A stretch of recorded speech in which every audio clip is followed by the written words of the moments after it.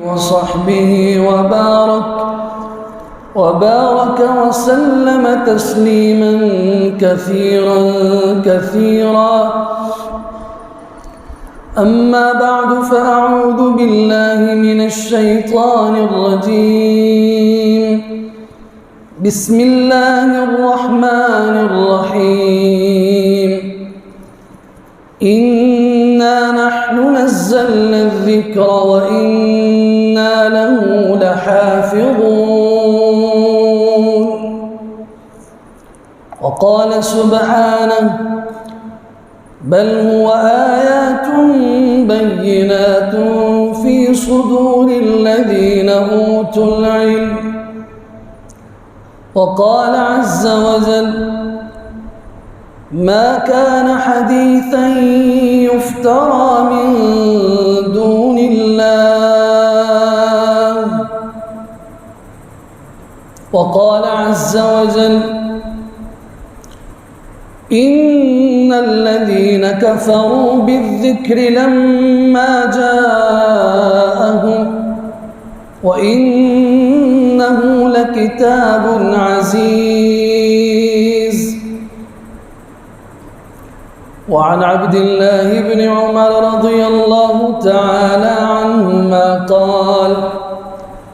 قال رسول الله صلى الله عليه وسلم إذا تبايعتم بالعينة وأخذتم أذناب البقر ورضيتم بالزرع وتركتم الجهاد في سبيل الله سلط الله عليكم ذلا لا ينزعه حتى ترجعوا إلى دينكم أو كما قال رسول الله صلى الله عليه وسلم صدق الله وصدق رسول الله صلى الله عليه وسلم ونحن على ذلك لمن الشاهدين والشاكرين والحمد لله رب العالمين.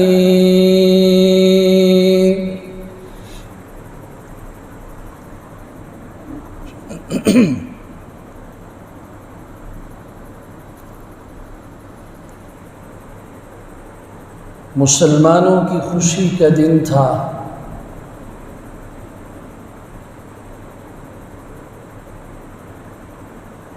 ایک طرف عید الاضحیٰ کے موقع پر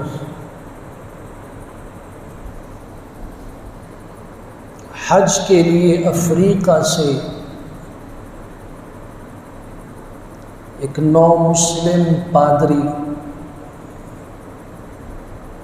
جس کے اسلام لانے کی وجہ سے لاکھوں لوگ کلمہ طیبہ پڑھ کر مسلمان ہوئے. ابھی چند دن پہلے کی بات ہے. وہیں پر عراق کا ایک ملحد بے دین مرتد سویڈن میں سرکاری پولیس کی موجودگی میں مسلمانوں کی عید کے دن قرآن مجید کو مصحف کو جلا رہا ہے.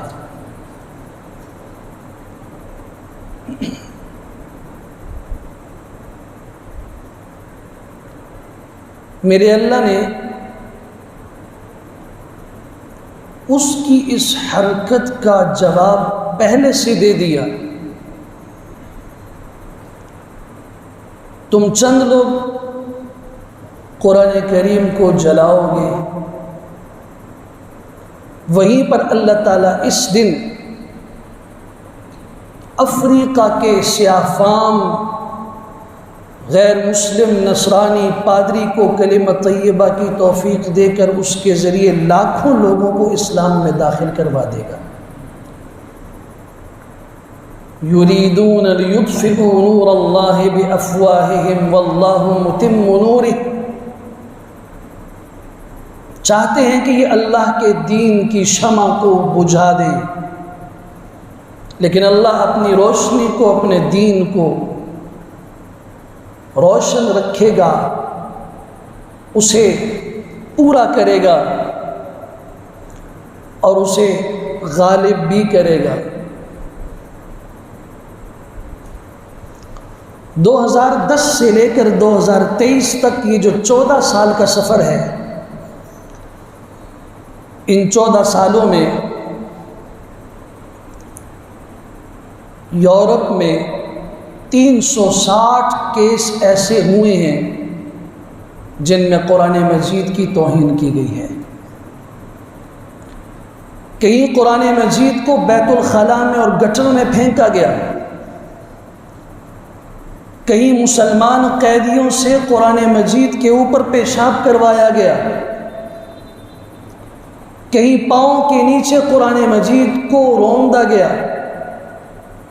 کہیں جادو کے ذریعے سے قرآن مجید کو حیض اور پیشاب اور خون سے لکھنے کی کوششیں کی گئیں، کہیں قرآن مجید کو اندر سے خالی کر کے اس میں منشیات رکھی گئیں، کہیں قرآن مجید کو پھاڑ کے چیر کے اس کے کاغذوں کو اڑا دیا گیا، کہیں پھل فروٹ اور سبزیوں کی پیکنگ کے لیے، کھانے کی چیزوں کے لیے قرآن مجید کے اوراق کو استعمال کیا گیا۔ یہ آج کے زمانے میں مسلم دنیا نے اپنی آنکھوں سے دیکھا کس انداز سے قرآن مجید کی، کس طریقے سے قرآن مجید کی اہانت کی گئی۔ پھر مسلمانوں میں اشتعال پیدا ہوتا ہے، اور فطری بات ہے، ہونا چاہیے، غیرت کا تقاضا ہے، غیرت ایمانی کا تقاضا ہے۔ مسلمان پوچھتے ہیں ہمیں کیا کرنا چاہیے۔ میں اس بڑے پیمانے کی بات نہیں کر رہا، اس لیے کہ میں اسلام آباد میں نہیں بیٹھا ہوا، نہ میرے مخاطبین پوری دنیا کے لوگ ہیں۔ یہ اپنی جگہ پر احتجاج ہونا چاہیے، یہ اپنی جگہ پر مسلم حکمرانوں کو احتجاج کرنا چاہیے، اور ایسے ممالک جنہوں نے یہ جسارت کی ان کا بائیکاٹ سفارتی طور پہ ہونا چاہیے، اور اقوام متحدہ میں اس کی پرزور مذمت کی جانی چاہیے، بین الاقوامی قانون بنایا جانا چاہیے۔ یہ ساری باتیں اپنی جگہ پر ہیں، لیکن میں آپ سے پوچھتا ہوں، اپنے آپ سے پوچھتا ہوں، ہمیں کیا کرنا چاہیے؟ نہ میں اقوام متحدہ کے دفتر میں کھڑے ہو کے بیان کر سکتا ہوں، نہ میں امریکہ میں موجود وہاں کے لوگوں کو مخاطب کر سکتا ہوں، نہ ہی میں مسلم حکمرانوں کے ضمیروں کو جگا سکتا ہوں۔ میں اپنے آپ سے سوال کروں گا، اور میں آپ کے ضمیر کو دستک دینے کی کوشش کروں گا کہ میری ذمہ داری کیا ہے، آپ کی ذمہ داری کیا ہے۔ ہم قرآن کا دفاع کیسے کر سکتے ہیں؟ ہم قرآن مجید کی گستاخی کا جواب کیسے دے سکتے ہیں؟ ہم قرآن مجید کی توہین کا بدلہ کیسے لے سکتے ہیں؟ ہم نے کیا کرنا ہے؟ پہلی بات، یہ آج کی بات نہیں ہے، قرآن مجید کی اہانت کا سلسلہ حضور اقدس صلی اللہ علیہ وسلم کے زمانے سے ہے۔ ایک جملہ کہا گیا، لولا نزل هذا القرآن على رجل من القريتين عظیم، یہ قرآن مجید مکہ اور طائف کی دو بڑی بستیوں میں سے کسی عظیم آدمی پہ کیوں نہیں اترا؟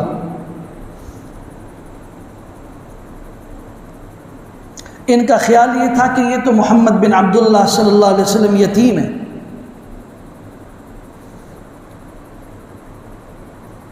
مال ان کے پاس، اولاد ان کی وہ نہیں جو ہمارے پاس، مکہ کی سرداری اور سیادت ہمارے پاس ہے۔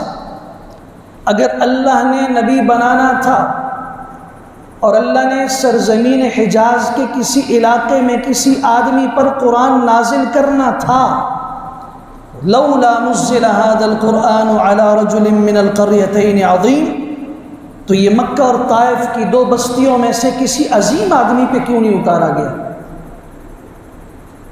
جہاں پیغمبر کی اہانت ہے وہاں پہ قرآن کی توہین کی گئی۔ کہیں پہ انہوں نے کہا ام یقولون افتراہ بل هو شاعر، اس نے گڑھا ہے، اپنی طرف سے بنایا ہے، یہ شاعر ہے، شاعرانہ کلام بنا کے ہمارے سامنے لا رہا ہے۔ قرآن مجید نے کہا تم یہ کہتے ہو کہ خود بنایا؟ ایک آدمی نے جو بغیر کسی سے پڑھے لکھے، کسی مکتب میں، کسی مدرسے میں، کسی اسکول میں، کسی تعلیمی ادارے میں، کسی معلم کے سامنے بیٹھ کے اس نے کچھ سیکھا نہ ہو، وہ امی ہو، اس کا لقب، اس کا ایک نام امی ہو، اس نے اگر اتنا خوبصورت کلام 30 پاروں کا بنا دیا تو تمہیں چیلنج ہے فَلْيَأْتُوا بِحَدِيثٍ مِّثْلِهِ، اس جیسی حدیث، اس جیسی کتاب لے کے آ جاؤ۔ چیلنج تھا، لے آؤ اس جیسی کتاب سارے مل کر۔ قُلْ لَئِنِ اجْتَمَعَتِ الْإِنسُ وَالْجِنُّ عَلَىٰ أَن يَأْتُوا بِمِثْلِ هَٰذَا الْقُرْآنِ لَا يَأْتُونَ بِمِثْلِهِ وَلَوْ كَانَ بَعْضُهُمْ لِبَعْضٍ ظَهِيرًا، سارے انسان، سارے جن مل جائیں، ایک دوسرے کی مدد کریں، قرآن مجید کی مثل لانے پر قیامت کی صبح ہو سکتی ہے، یہ قرآن کی مثل نہیں لا سکتے۔ پورا قرآن ایک طرف، پھر سورہ ہود میں چیلنج کیا ام یقولون افتراہ، کیا یہ کہتے ہیں کہ محمد صلی اللہ علیہ وسلم نے قرآن خود بنایا ہے، خود گڑھا ہے، خود کسی اجمی سے سیکھ کے ہمیں آ کے بتاتے ہیں؟ فَأْتُوا بِعَشْرِ سُوَرٍ مِثْلِهِ مُفْتَرَيَاتٍ، چلو تم پورا قرآن نہ لاؤ، 114 صورتیں نہ لاؤ، صرف 10 صورتیں اس جیسی بنا کے لے آؤ۔ نہیں، تیسرا چیلنج کیا فَأْتُوا بِسُورَةٍ مِثْلِهِ، ایک صورت اس جیسی لے آؤ۔ نہیں، فَأْتُوا بِسُورَةٍ مِّن مِثْلِهِ، چلو پوری طرح قرآن کی مثل نہیں ہے، کچھ اس کی مشابہ ایک صورت کا کچھ حصہ بنا کے لے آؤ۔ إِنَّا أَعْطَيْنَاكَ الْكَوْثَرَ فَصَلِّ لِرَبِّكَ وَانْحَرْ إِنَّ شَانِئَكَ هُوَ الْأَبْتَرُ، قرآن مجید کی سب سے چھوٹی صورت ہے، تعداد حروف کے اعتبار سے، آیتوں کے اعتبار سے، اس کو اٹھا کے بیت اللہ کے ساتھ لگایا گیا۔ اس جیسی صورت، اس جیسا کلام کسی کے اندر ہمت ہو تو لے کے آئے۔ عبداللہ ابن مقفع کو 1 سال کا خرچہ دیا گیا، عرب کا شاعر، ادیب، فصیح و بلیغ شخص، 1 سال تک گھر کا خرچہ، کوئی کام تم نے نہیں کرنا، صرف گھر میں بیٹھ کے محمد صلی اللہ علیہ وسلم پہ اترے ہوئے قرآن کی ایک صورت جیسی بنا کے لے آؤ۔ سال گزر گیا، لوگ انتظار میں ہیں، ایک عظیم صحیفہ آئے گا، ایک بڑی کتاب آئے گی جس کی وجہ سے ہم قرآن کا مذاق اڑائیں گے۔ سبحان اللہ، ابن مقفع نکلا اور گلی کی ایک مکان کے اندر سے معصوم بچے کی قرآن اور سورہ ہود ایک آیت سنی، وَقِيلَ يَا أَرْضُ ابْلَعِي مَاءَكَ وَيَا سَمَاءُ أَقْلِعِي وَغِيضَ الْمَاءُ وَقُضِيَ الْأَمْرُ وَاسْتَوَتْ عَلَى الْجُودِيِّ وَقِيلَ بُعْدًا لِلْقَوْمِ الظَّالِمِينَ۔ اس ایک آیت کو سنا، ابن مقفع نے جو کچھ جھوٹ بنایا ہوا تھا پھاڑ کے کہہ دیا اللہ کی قسم، میں اللہ کی قسم کھا کے کہتا ہوں ما ھذا کلام بشر، یہ کسی انسان کا کلام نہیں ہے۔ 1 سال نہیں، مجھ جیسی ساری انسانیت جمع ہو جائے، ساری زندگیاں ان کی بیت جائیں گی، عمریں ختم ہو جائیں گی، یہ قرآن یہ انسان کا کلام ہے ہی نہیں ہے، یہ کسی ایسی ذات کا کلام ہے جس کا مقابلہ ممکن نہیں۔ چیلنج کیا گیا، آج تک موجود ہے۔ اس لیے علامہ جلال الدین سیوطی رحمۃ اللہ تعالی نے بڑا خوبصورت جملہ لکھا، اگر قرآن مجید کا علمی مقابلہ ہو سکتا ہوتا، اگر یہ جرت کسی میں ہوتی کہ وہ قرآن جیسا کلام پیش کرے، تو مجھے بتائیے کہ محمد الرسول اللہ صلی اللہ علیہ وسلم نے کبھی جنگ کی دعوت دی؟ کبھی لڑائی کی بات کی؟ آپ نے تو پرامن طریقے سے کہا جھگڑنے کی ضرورت نہیں، 10 صورتیں لے آؤ، ایک صورت لے آؤ، صورت کا کچھ حصہ لے آؤ۔ اگر قرآن کریم کا مقابلہ ممکن ہوتا، اس کی مثل لانی ممکن ہوتی، تو کبھی بھی بدر کا معرکہ نہ برپا ہوتا، کبھی بھی احد کا مقام، کبھی بھی حنین، کبھی بھی یہ جنگیں نہ ہوتی۔ اس لیے ہوئی ہیں کہ قرآن کا مقابل ہے نہیں۔ اب ضد اور ہٹ درمی کے سوا، تلوار اٹھانے کے سوا، گالی کے سوا، قرآن و سنت کی اہانت کے سوا ہمارے پاس کچھ نہیں۔ لڑتا وہ ہے جس کے پاس دلائل نہیں ہوتے، ہاتھ وہ اٹھاتا ہے جس کے پاس دلیل نہیں ہوتی، جو بے زبان اور گونگا ہو جاتا ہے، پھر وہ گالی دیتا ہے۔ آج اگر یورپ میں یہ جسارت ہوئی ہے تو یہ نئی نہیں ہے، تاریخ اسلام اور تاریخ انسانیت بھری پڑی ہے اس سے۔ پہلی اصولی بات، اگر مسلمان دنیا سے ختم ہو جائیں، فرض کیا مسلمان سو گئے، انہیں کوئی پرواہ نہیں ہے، یہ اپنی دنیا کے پیچھے ایسے لگے، کوئی قرآن کی توہین کر رہا ہے، کوئی قرآن کو جلا رہا ہے، کوئی ان کے پیغمبر کو گالی دے رہا ہے، کوئی ان کے پیغمبر کے کارٹون بنا رہا ہے، کوئی ان کے دین کا مذاق اڑا رہا ہے، کوئی ان کے رب کا استہزاء کر رہا ہے، کسی کو کوئی پرواہ نہیں۔ میرے اللہ کا اعلان ہے، سو جاؤ، مر جاؤ، کھپ جاؤ، کچھ نہ کرو، میں خود ہوں نا، انا نحن نزلنا الذکر وانا له لحافظون۔ اس قرآن کو ہم ہی نے نازل کیا، ہم ہی اس کی حفاظت کریں گے۔ مسلم دنیا سو جائے، کوئی بھی آواز نہ اٹھائے، میں اور آپ قرآن کو چھوڑ دیں، میں اور آپ قرآن کی محنت نہ کریں، نہیں، جس اللہ نے نازل کیا اسی کا اعلان ہے، وَإِنَّا لَهُ لَحَافِظُونَ، ہم اس کی حفاظت کریں گے۔ اب سوال یہ ہوگا، اللہ آپ حفاظت کیسے کریں گے؟ کیسے حفاظت کریں گے؟ حفاظت کا پہلا طریقہ، لوح محفوظ میں کائنات بنی نہیں تھی، آسمان و زمین، پہاڑ و سمندر، صحرا و دریا، یہ درخت، یہ پھل، یہ پھول، یہ پتے، کچھ بھی نہیں تھا، انسان بھی نہیں پیدا ہوا، حضرت آدم بھی نہیں پیدا ہوئے۔ اللہ نے اس وقت لوح محفوظ پر قرآن مجید لکھ دیا ہے، بل هو قرآن مجید فی لوح محفوظ، یہ بزرگی والا قرآن، یہ عظمت والا قرآن لوح محفوظ کی تختیوں پہ لکھا ہوا ہے، تم وہاں سے مٹا سکتے ہو، تم وہاں سے ختم کر سکتے ہو۔ ہاں مجھے تسلیم ہے، میں مانتا ہوں کاغذ مٹ سکتا ہے، اوراق ختم ہو سکتے ہیں، نقوش مٹ سکتے ہیں، تختیاں ٹوٹ سکتی ہیں، پریس بند ہو سکتے ہیں، چھاپا خانے بند ہو سکتے ہیں، تم قرآن مجید کے ظاہری وسائل ختم کر سکتے ہو، لیکن تم لوح محفوظ کا کیا کرو گے جس پہ اللہ نے لکھا ہے وَإِنَّهُ لَعِلْمٌ، وہ ہمارا علم ہے کہاں پر؟ لدینا، ہمارے پاس ہے، لعلی حکیم، وَإِنَّهُ فِي أُمِّ الْكِتَابِ، ام الکتاب لوح محفوظ میں ہم نے قرآن لکھا، ہمارے پاس ہے، وہ لعلی بلند ہے، آسمانوں کی بلندیاں اس سے نیچے رہ جاتی ہیں، جنتوں کی بلندیاں اس سے نیچے رہ جاتی ہیں، وہ لوح محفوظ میں اللہ کے علم کے مطابق لکھا ہوا ہے۔ انہ لقرآن کریم فی کتاب مکنون، وہ ایک عزت والا قرآن ہے، کہاں پر ہے؟ فی کتاب مکنون، ایک چھپی ہوئی کتاب میں ہے، لا یمسہ الا المطہرون، جنہیں پاک کے سوا کوئی ہاتھ نہیں لگا سکتا، چھو نہیں سکتا، تنزیل من رب العالمین، رب العالمین کی طرف سے اتارا گیا ہے۔ کلا انہا تذکرہ، یہ ایک نصیحت ہے، لمن شاء ذکرہ، جو چاہے تو نصیحت حاصل کرے، کہاں ہے؟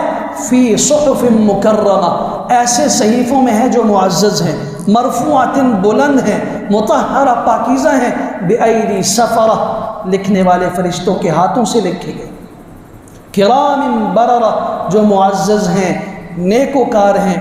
وہاں سے کیسے مٹاؤ گے تم قرآن کو؟ لوح محفوظ میں لکھا ہوا ہے، دوسرا حفاظت کا ذریعہ،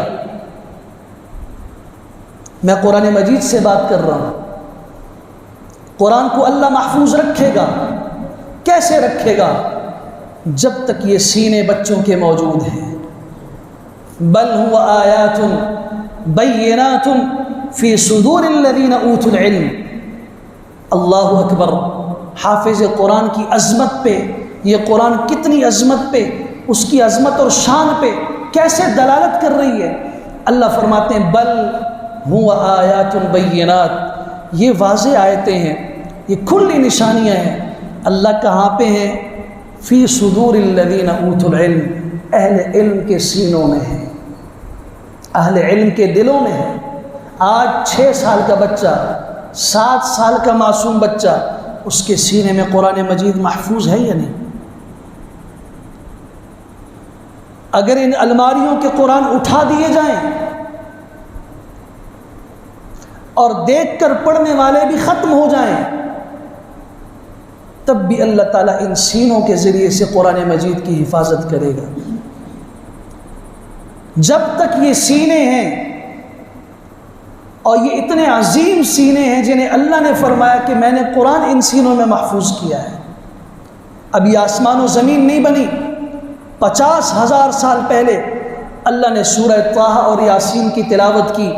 راوی ہیں حضرت انس بن مالک رضی اللہ تعالیٰ عنہ، روایت معجم طبرانی میں موجود ہے حسن سند کے ساتھ۔ امام الانبیاء صلی اللہ علیہ وسلم نے فرمایا اللہ تعالیٰ نے آسمان و زمین کے بنانے سے 50,000 سال پہلے سورہ طٰہٰ اور یاسین پڑھی۔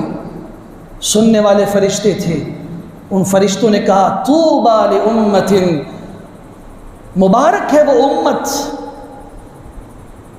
خوشخبری ہے اس امت کے لیے، ينزل علیہا ھذا، جس امت کی طرف یہ قرآن اتارا جائے گا۔ طوبیٰ لألسنۃ تتکلم بھذا، مبارک ہیں وہ زبانیں جو اس قرآن کو پڑھا کریں گی۔ وطوبیٰ لأجواف تحمل ھذا، اور مبارک ہے وہ سینے، وہ دل جو اس قرآن مجید کو اپنے اندر محفوظ کریں گے۔ ابھی آسمان و زمین نہیں بنے، اس وقت اللہ تعالیٰ قرآن پڑھ رہے ہیں، سورہ یاسین و طٰہٰ پڑھ رہے ہیں، اور فرشتے اس وقت کی مبارکبادیں دے رہے ہیں اس انسان کو جو ابھی تک وجود میں نہیں آیا، ابھی پیدا تک نہیں ہوا۔ تم قرآن کو کیسے ختم کرو گے؟ اللہ نے سینوں کے ذریعے سے اس کی حفاظت فرمائی، اور کیسے حفاظت فرمائی؟ ولید بن مغیرہ، صحیح بخاری شریف کے الفاظ ہیں، مشرکین مکہ نے تیار کر کے حضور صلی اللہ علیہ وسلم کے پاس بھیجا، تم عظیم آدمی ہو، تمہارے 12 بیٹے ہیں، مالدار ہو، صاحب اولاد ہو، رئیس ہو، تم جا کے سمجھاؤ انہیں کہ یہ اپنے باپ دادا کے دین کو چھوڑ دیں۔ امام الانبیاء صلی اللہ علیہ وسلم نے سورہ فصلت کی 10 آیتیں پڑھی، تو جب یہ واپس آیا اس کا چہرہ لٹکا ہوا تھا، ملاقات کی گئی، یہ کیا ہوا؟ واللہ ان لہ لحلاوہ، پہلا جملہ اس کی زبان سے نکلا، اللہ کی قسم اس کلام میں بڑی مٹھاس ہے، وَإِنَّ عَلَيْهِ لَطَلَاوَةٌ، اس میں بڑی رونق ہے، وَإِنَّ أَعْلَاهُ لَمُثْمِرٌ، اس کا اوپری اور بالائی حصہ پھلدار ہے، وَأَسْفَلَهُ لَمُغْدِقٌ، اور اس کے نچلے حصے میں وہ رونق ہے، وہ خوبصورتی ہے جو کسی چیز میں نہیں۔ واللہ ما ھذا کلام بشر، اللہ کی قسم یہ کسی انسان کا کلام نہیں ہے۔ وَهُوَ يَعْلُو وَلَا يُعْلَى عَلَيْهِ، اور یہ ہمیشہ بلند رہے گا، اس پر کوئی اور چیز بلند نہیں ہو سکتی، کوئی اور چیز غالب نہیں آ سکتی۔ یہ تو وہ شخص تھا جو خود گیا تھا بات کرنے کے لیے، 10 منٹ کی بات سن کر 10 آیات سن کے واپس پلٹا، اس کے دل کی دنیا بدل چکی تھی۔ قرآن مجید نہ بدلا جا سکتا ہے، نہ مٹایا جا سکتا ہے۔ توہین کرنے والا اپنی غلاظت اور خباثت کا اظہار کر رہا ہے۔ جنہوں نے حضور اقدس صلی اللہ علیہ وسلم کی پشت مبارک پہ غلاظتیں پھینکی تھی، آج ان کا نام تک نہیں ہے دنیا کے اندر۔ کسے معلوم ہے کس نے جا کے مرے ہوئے اونٹ کی اوجڑی اور گند اٹھا کے حضور اقدس صلی اللہ علیہ وسلم کی پشت مبارک پر بیت اللہ کے سامنے پھینکا تھا؟ وہ عقبہ بن ابی معیط، نام تک ختم ہو گیا۔ کون تھا جس نے امام الانبیاء صلی اللہ علیہ وسلم کو سب سے پہلے گالی دی؟ آپ کا چچا تھا۔ اس کے متعلق تبت یدا ابی لہب کی صورت اتری، آج تک لعنتیں برس رہی ہیں، نام و نشان مٹ گیا۔ ان شانئک هو الابتر، جو آپ کا دشمن ہے، جو آپ پر عیب کی بات کرنے والا ہے، آپ پہ برا بلا کہنے والا ہے، وہ مٹے گا، ابتر ہوگا، اس کی نام و نشان ہی رہے گا، اس کی نسل مٹ جائے گی۔ دنیا کے کونے کونے میں حضور اقدس صلی اللہ علیہ وسلم کے نام لیوا موجود ہیں، قرآن سے محبت کرنے والے موجود ہیں۔ کمزوری کے باوجود بھی آج اہل انطاکیہ نے آ کے حضرت علی رضی اللہ تعالیٰ عنہ سے کہا تھا، سورہ کہف پڑھی جاتی ہے، ہماری توہین ہوتی ہے، اس میں ہے فَأَبَوْا أَن يُضَيِّفُوهُمَا، حضرت موسیٰ اور خضر نے انطاکیہ کی بستی والوں سے کھانا مانگا تھا، پانی مانگا تھا، انہوں نے انکار کر دیا۔ قرآن کہتا ہے فَأَبَوْا أَن يُضَيِّفُوهُمَا، انہوں نے انکار کر دیا ان کی ضیافت کرنے سے۔ حضرت ہم مال دیتے ہیں، یہ گھوڑے اونٹ خچر مال سے لدے ہوئے ہیں، سونے جواہرات ہیروں سے لدے ہوئے ہیں، سب کچھ دیتے ہیں، صرف ایک چھوٹا سا کام کر دیجئے، فَأَبَوْا کی با کا نیچے کا نقطہ ختم کر کے اوپر 2 نقطے لگا دیجئے، آیت بن جائے گی۔ فَأَتَوْا أَن يُضَيِّفُوهُمَا، وہ ان کی ضیافت کی طرف آئے، وہ ان کی مہمان نوازی کے لیے تیار ہوئے، صرف با کا ایک نقطہ مٹا کے اس کو تا بنانا ہے، اس کے بدلے میں مال دینے کے لیے تیار ہیں۔ اللہ اکبر کبیرہ۔ فرمایا جس ذات پہ یہ قرآن اترا تھا اس کو کہا گیا، اللہ نے خود فرمایا قل ما یکون لی ان ابدلہ من تلقاء نفسی، اے میرے حبیب کہہ دیجئے، اعلان کر دیجئے، یہ میرے اختیار میں بھی نہیں ہے کہ میں اپنی طرف سے قرآن میں کوئی تبدیلی کر سکوں، میں نہیں، ساری دنیا جمع ہو جائے، اگر قرآن مجید کا حفاظت کرنے والا، قرآن مجید کا حافظ کوئی بھی نہ رہے، تب بھی قرآن نہیں بدلا جائے گا۔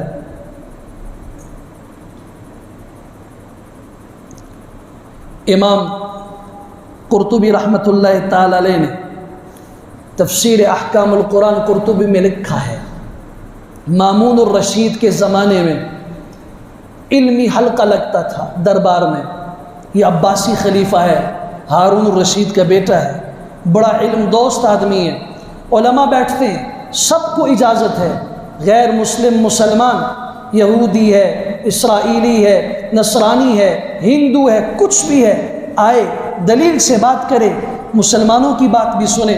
ایک خوبصورت نوجوان، حسن الثیاب، خوبصورت کپڑوں والا، جس کے جسم سے خوشبو پھوٹ رہی تھی، بہت خوبصورت خط میں لکھنے والا، بہت سلیقہ شعار آدمی، سنجیدہ آدمی بیٹھا ہوا ہے، اس کو اسلام کی دعوت دی گئی۔ پوچھا گیا آپ مسلمان ہیں؟ اس نے کہا نہیں، میں اسرائیلی ہوں، میں یہودی ہوں۔ خلیفہ نے خود کہا میں تمہیں اپنا وزیر بناتا ہوں، اس علمی مجلس کا تمہیں منظور نظر بناتا ہوں، صرف تم مسلمان ہو جاؤ۔ اس نے کہا کہ نہیں، میں مسلمان نہیں ہوتا۔ 1 سال کے بعد وہی نوجوان آیا اور اس کے کلام سے پتہ چلا کہ یہ مسلمان ہے۔ خلیفہ نے پوچھا آپ وہی نہیں ہو؟ کہا میں وہی ہوں جو 1 سال پہلے آپ نے دعوت دی تھی، میں مسلمان نہیں ہوا تھا، لیکن اب میرے دل کی دنیا بدل چکی ہے، میں مسلمان ہو چکا ہوں۔ کیسے مسلمان ہوئے؟ کوئی بحث ہوئی؟ کوئی مناظرہ ہوا؟ اس نے کہا کہ نہیں، آپ نے جب مجھے دعوت دی، آپ کے اس پرخلوص دعوت کے نتیجے میں نے سوچا، پھر میں نے کوشش کی، میں نے تورات کے 3 نسخے دیے، اور آپ میرے خط سے واقف ہیں، میں بہت خوبصورت لکھنے والا ہوں، میں نے اس میں ترمیم کی، تورات کی کچھ آیتیں نکال دی، کچھ اپنی طرف سے داخل کر دی، خوبصورت خط میں لکھ کر اس 3 نسخے اٹھائے، اپنے کلیسا میں گیا، یہودی علماء کو پیش کیے، انہوں نے انعام بھی دیا، اس کو دیکھا، اوراق پلٹے اور مجھے انعام دیا، بڑا خوبصورت تم نے کام کیا ہے، پھر میں نے انجیل کے 3 نسخے لیے، ان میں بھی ایسے رد و بدل کیا، کمی کی، زیادتی کی۔ یہ ان علماء کو دی جو نصرانی تھے، انہوں نے بھی خوشی سے لیا، ہدایہ دیے۔ پھر میں نے مسلمانوں کے قرآن کو اٹھایا، اس کے 3 نسخے لیے، ان میں کچھ آیتیں نکالی، کچھ داخل کی عربی کی، اور جا کے مسجد میں امام مسجد کو دی، دوسری مسجد کے امام کو، تیسرے عالم کو دی۔ ابھی میں نکلا نہیں تھا، انہوں نے ہاتھ سے پکڑ کے کہا یہ قرآن واپس لے لو، یہ اللہ کی کتاب نہیں ہے، اس میں یہ آیتیں غائب ہیں، یہ اللہ کا کلام نہیں ہے۔ انعام کیا دیتے، انہوں نے نسخہ ہی واپس کر دیا، اور ایک نہیں، دوسرا بھی دیا، تیسرا بھی دیا۔ اور مجھے ایک صاحب علم نے کہا یہ کہاں سے لائے ہو؟ میں نے کہا میں نے خود ایسا کیا ہے۔ اس نے کہا اس کلام کو کون بدل سکتا ہے؟ اس معصوم بچے کی زبان سے سنو۔ مسجد میں امام کے سامنے مکتب میں قرآن سیکھنے والا حافظ موجود تھا، 6 سے 7 سال کی عمر کے بیچ کا۔ اس نے قرآن مجید پڑھنا شروع کیا، وہ قرآن سنتا گیا۔ اس نے کہا دیکھو تم کتاب میں رد و بدل کرو گے، سینوں میں کیسے رد و بدل کر سکتے؟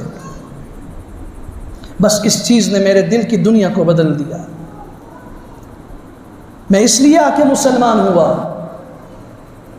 656 ہجری میں بغداد فتح ہوا ہے، آخری خلیفہ معتصم باللہ العباسی کو لپیٹ کے دریا دجلہ میں پھینک دیا گیا۔ 40 دن میں 18 لاکھ مسلمان ذبح کیے گئے۔ میں کبھی بھی ممبر سے یہ بات نہ کہتا اگر میں نے 8 مستند تاریخ کی کتابوں میں یہ بات نہ پڑھی ہوتی۔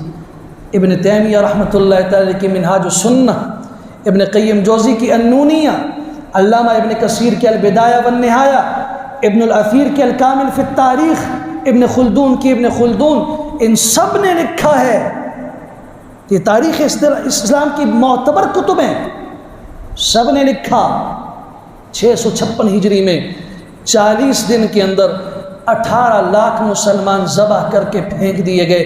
گلیاں خون سے بھر گئیں، راستے خون سے بھر گئے، کتابیں اٹھا دی گئیں۔ مکتبہ بغداد اس زمانے میں پوری دنیا میں مسلمانوں کا سب سے بڑا علمی وراثت کا کتب خانہ تھا، لائبریری تھی، وہاں کی ساری کتابیں اٹھا کے دریا دجلہ میں پھینکی گئی۔ آج صرف ایک کتاب مفردات القرآن امام راغب اصفہانی کی، وہ بھی پھینکی گئی تھی، لیکن خوش قسمتی سے وہ کسی جھاڑی میں اٹک گئی۔ آج بھی اس کے وہ نسخے میں پانی پھرا ہوا ہے، لیکن کچھ صفحات اس کے آج بھی محفوظ ہیں، مکتبہ بغداد میں موجود ہے، اور اس کا کچھ عکس قاہرہ کے مکتبے میں موجود ہے۔ ساری کتابیں پھینک دی گئیں۔ 1 مہینے تک دریا دجلہ کا پانی سیاہی سے سیاہ بہتا رہا، اور پھر شہزادی ہلاکو کی بیٹی گھوڑے پہ سوار ہو کے بڑے تکبرانہ انداز سے جا رہی تھی۔ ایک جھونپڑی میں دیکھا ایک بزرگ نحیف کمزور سوکھے دبلے پتلے عالم دین کو، جس کے پاس کچھ بچے بیٹھے ہوئے ہیں۔ کہا یہ کون ہے؟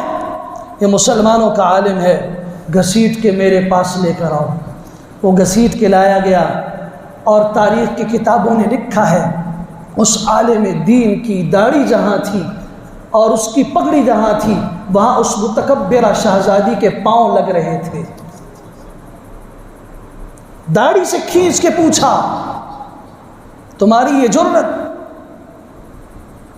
تم ابھی بھی اپنی کتاب پڑھا رہے ہو، ابھی بھی تم اسلام کا نام لے رہے ہو؟ کہاں لے رہا ہوں، اور ان سب کو قرآن پڑھا رہا ہوں۔ اس شہزادی نے کہا تم مسلمان اللہ پہ یقین رکھتے ہو؟ کہاں اللہ ہمارا رب ہے؟ کہاں ہے؟ کہا اس کی سلطنت آسمان و زمینوں پہ ہے، جہاں تمہاری سوچ نہیں پہنچ سکتی وہ وہاں کا بھی رب ہے، جہاں تمہارے تصور میں کبھی نہیں آیا وہاں کا بھی رب ہے۔ تحت الثری سے لے کے عرش معلی تک اس کی حکومت ہے۔ اچھا تم یہ بھی کہتے کہ وہ تم سے محبت کرتا ہے؟ کہاں ہم سے محبت کرتا ہے، وہ تمہاری نصرت کرتا ہے، تمہاری مدد کرتا ہے، کہاں؟ لیکن یہ تو سب جھوٹ ہو گیا نا۔ آج اس نے تمہاری نصرت کیسے کی؟ یہ 18 لاکھ لاشیں پڑی ہوئی ہیں، گدھ نوچ کے اٹھا کے جا رہے ہیں، بغداد کی گلیوں کے کتے ان کی بوٹیاں نوچ رہے ہیں، انہیں دفن کرنے والا کوئی باقی نہیں ہے، ان کے خون کی ندیاں بہہ رہی ہیں، اور تم کہہ رہے ہو کہ اللہ تمہاری نصرت کرے گا۔ کب کرے گا؟ اس بابا جی کے کلمات دل کو چیرنے والے کلمات ہیں، ایک مسلمان کے دل کی آواز ہے، اللہ کی قسم آب زر سے لکھنے کے قابل ہیں، سونے کی تختیوں پہ لکھنے کے قابل ہیں۔ بابا جی نے کہا ہاں بیٹی، ان سارے حالات کے باوجود بھی وہ اللہ ہم سے محبت بھی کرتا ہے، وہ ہماری نصرت بھی کرتا ہے، ان حالات میں بھی ہماری نصرت کرے گا۔ لیکن کیسے کرے گا؟ کب اس نے تمہاری نصرت کی؟ کہا آپ کے پاس گھوڑے ہیں، مویشی ہیں، جانور ہیں؟ کہا لاکھوں کی تعداد میں ہیں۔ سائبیریا سے لے کے بغداد تک جو چراگاہیں تمہیں نظر آئیں گی، جو جنگل تمہیں نظر آئیں گے، ان میں جو گھوڑے اور مویشی جانور تمہیں نظر آئیں گے وہ سب ہمارے ہیں، ہم تاتاریوں کے ہیں، لاکھوں کروڑوں اربوں کی تعداد میں ہیں۔ کہا ان کو تم کیسے سنبھالتے ہو؟ کہا کتوں کے ذریعے سنبھالتے ہیں، خون خار کتے ہم نے ان پہ چھوڑے ہوئے ہیں جو ان کو سمیٹ کے لاتے ہیں، یہ جانور چرتے چرتے دور چلے جاتے ہیں، ہماری سرحدوں سے دور چلے جاتے ہیں، ہم ایک کتا بھیجتے ہیں وہ ان کو واپس لے آتا ہے اپنی چراگاہ کی طرف، ہمارے اقتدار میں، ہمارے کنٹرول میں۔ بابا جی نے کہا بس بس بیٹی، یہی بات ہے، تم اس زمین پر مسلمانوں کے اوپر اللہ کے چھوڑے ہوئے خون خار کتے ہو۔ ہم نے اپنی سرحدوں کو چھوڑ دیا، ہم مسلمانوں نے دین کو چھوڑ دیا، ہم نے اللہ کی اطاعت کو چھوڑ دیا، ہم اپنی شریعت سے دور چلے گئے، اللہ نے ہمارے اوپر زمین پہ خون خار کتے تاتاریوں کی شکل میں چھوڑ دیے، اور اس وقت تک وہ ہمیں بھنبھوڑتے رہیں گے، اس وقت تک وہ ہماری تکہ بوٹی کرتے رہیں گے جب تک ہم اپنے دین کی طرف واپس نہ آ جائیں، جب تک ہم اپنے اللہ کی اطاعت اور رسول کی اطاعت کی طرف واپس نہ آ جائیں۔ حقیقت یہی ہے۔ یہ بات تو اس کی سادہ سی تھی، لیکن اس کے پیچھے اگر ہم دیکھیں تو سنن ابی داؤد اور مسند احمد بن حنبل کی وہ روایت موجود ہے جس کے راوی حضرت عبداللہ ابن عمر رضی اللہ تعالیٰ عنہما ہیں۔ فرمایا امام الانبیاء صلی اللہ علیہ وسلم نے، لوگو تمہارے اوپر ایک زمانہ آئے گا، اذا تبایعتم بالعینہ، سنتے جاؤ اور دل کی تختیوں پہ لکھتے جاؤ، اذا تبایعتم بالعینہ، جب تم سود کھاؤ گے، سود کا لین دین کرنا شروع کرو گے، وَأَخَذْتُمْ أَذْنَابَ الْبَقَرِ، تم گائے کی دم کے ساتھ چمٹ جاؤ گے۔ گائے کی دم کے ساتھ چمٹنے کا مطلب تم دنیا کو اپنا مقصد بنا لو گے، مویشیوں کو اپنا مقصد سمجھ لو گے۔ وَتَرَكْتُمُ الْجِهَادَ فِي سَبِيلِ اللَّهِ، اللہ کے راستے کے جہاد کو چھوڑ دو گے۔ وَرَضِيتُمْ بِالزَّرْعِ، تم کھیتیوں پر، تم زمینوں پہ راضی ہو جاؤ گے، خوش ہو جاؤ گے۔ جب 4 بیماریاں تمہارے اندر پیدا ہوں گی، سود کا معاملہ، کھیتی باڑی پر خوشی، مال مویشی کی محبت، دنیا کی محبت، اور اللہ کے دین کی محنت اور اس کے راستے میں جہاد کو تم چھوڑ دو گے، کیا ہوگا؟ سلط اللہ علیکم ذلہ، اللہ ذلت کو تمہارا مقدر بنا دے گا، اللہ ذلت تمہارے اوپر مسلط کر دے گا۔ وہ ذلت اس وقت تک رہے گی، ولا ينزعه حتى ترجعوا الى دينكم، وہ ذلت تمہارے اندر رہے گی جب تک تم دین کی طرف واپس نہیں پلٹ آتے۔ میری آواز سویڈن تک نہیں پہنچ رہی، لیکن میری آواز آپ تک پہنچ رہی ہے۔ میں بچے سے لے کے بوڑھے تک پوچھنا چاہتا ہوں، آپ نے قرآن کی کیا خدمت کی ہے آج تک؟ ہم نے قرآن مجید کا کیا دفاع کیا ہے آج تک؟ ہم نے قرآن مجید کے ساتھ کتنا تعلق قائم کیا ہے آج تک؟ یہ میں آپ سے پوچھنا چاہتا ہوں۔ بوڑھے کو لے لو، افسوس کی بات ہے، قرآن مسجد ہمارے زمانے میں ہمارے باپ دادوں نے ہمیں پڑھایا ہی نہیں۔ باپ دادا کے فوت ہوئے تو 40 سال گزر گئے، اس کے بعد جو تم زندہ ہو آج تک، کیوں قرآن نہیں سیکھ رہے تم؟ قرآن مجید کی حفاظت کا ذریعہ اللہ نے سینوں کو بنایا ہے۔ میں آپ سے پوچھتا ہوں، آپ کے سینوں میں قرآن کے لیے کتنی جگہ ہے؟ صرف احتجاج؟ ٹھیک ہے، سویڈن کی چاکلیٹ چھوڑ دی، ٹھیک ہے، دودھ چھوڑ دیا، ڈیری مصنوعات چھوڑ دی، ٹھیک ہے، آپ نے اپنے آپ کو کیسے بدلا آج تک؟ آپ کے سینے میں قرآن کے لیے کتنی جگہ ہے؟ آپ کے دماغ میں دنیا کی ساری باتیں موجود ہیں، ہر اعتبار سے آپ سمجھدار ہو، ہم سمجھدار ہیں، لیکن دین کے اعتبار سے ہم اس کی ذمہ داری ماں باپ پہ ڈال دیتے ہیں، انہوں نے ہمیں قرآن نہیں سکھایا تھا۔ کتنی مرتبہ اس مسجد کے ممبر سے میں کہہ چکا ہوں، کوئی بوڑھا، کوئی جوان جسے شرم اور عار آتی ہو کہ مجھے لوگ کیا کہیں گے، اس زمانے میں بھی قرآن پڑھنا چاہتا ہے، اللہ کی قسم کھا کے اللہ کو گواہ بنا کے کہتا ہوں، رات کو 1 بجے آؤ، 2 بجے آؤ، چھپ کے آؤ کہ تمہارے رب اور تمہارے اور میرے سوا کسی کو پتہ نہ ہو، میں تمہیں چھپ کے پھر بھی قرآن پڑھاؤں گا۔ سب کے سامنے نہیں سیکھنا چاہتے، چھپ کے آ جاؤ، میں سکھانے کے لیے تیار ہوں۔ کیا عذر ہے آپ کے پاس؟ کیا راستہ ہوگا آپ کے پاس؟ یورپ میں اور دوسرے ممالک میں مزدوری کے سلسلے میں، ملازمت کے سلسلے میں چند سال گزار کے پیسے کما کے آنے والا کتنے فخر سے کہتا ہے اینا مسلمانہ کلتے گورے چنگے نے۔ غلط کہہ رہا ہوں؟ ایک بتاؤ مجھے جو وہاں سے آیا اور اس نے یہ بات نہ کی،